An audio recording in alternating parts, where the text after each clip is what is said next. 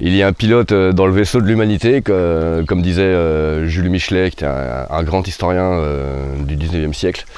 Et ce pilote, c'est nous tous, mais sous la gouverne de Notre-Dame, puisque le bon capitaine d'un vaisseau, lui aussi, n'est un bon capitaine que dans la mesure où il a déjà remis son âme à Dieu et à Notre-Dame, et puis que c'est l'esprit qui tient le gouvernail, et non pas un individu soumis à ses ambitions et à ses appétits terrestres ordinaires.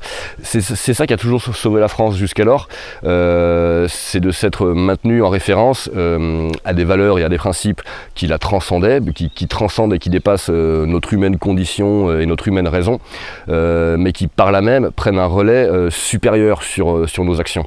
On peut parler de pilotage ou d'influence subtile, il suffit simplement d'avoir la foi pour se rendre compte que c'est vrai, que ça marche. Et s'il y a un pays au monde qui l'a incarné et qui l'a exprimé, eh bien c'est bien le nôtre.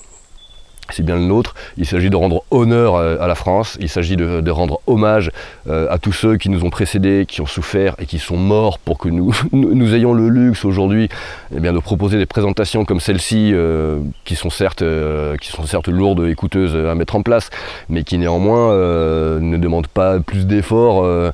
Ça n'a rien non plus d'un exploit. Un minimum d'effort qui consiste simplement à faire ce qu'on a à faire, à se mettre en accord entre les pensées, la parole et les actes. À partir de là, je veux dire, ça roule. Il peut rien arriver de mal, ni de fâcheux.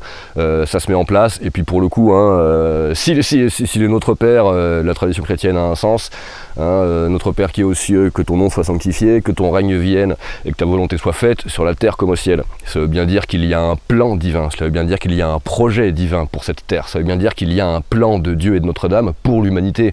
À partir du moment où l'on accepte cette hypothèse et qu'on la prend au sérieux, eh bien elle se vérifie, elle s'accomplit.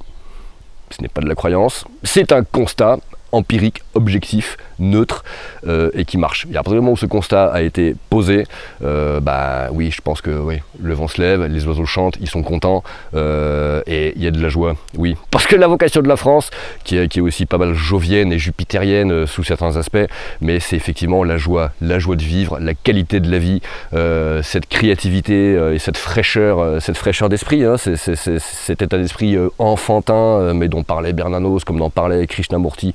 C'est en France qu'elle s'est trouvée le mieux incarnée. Un seul exemple, que je ne vais pas répéter ce qu'avait dit Michel Onfray, mais il a dit exactement la même chose à sa façon dans sa conférence magnifique sur l'esprit français du 24 mars dernier.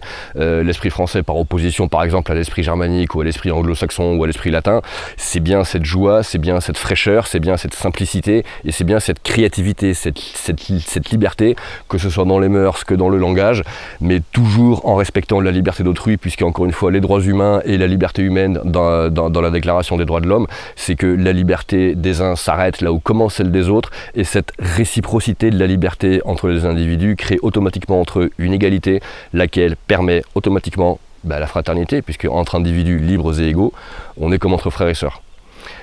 Voilà ce qu'est l'idéal français, voilà le projet que la France, à mon avis, a été missionnée par le ciel pour mettre en œuvre sur Terre, et c'est cela que cette journée du 14 juillet à Parage essaiera d'illustrer et de mettre en valeur.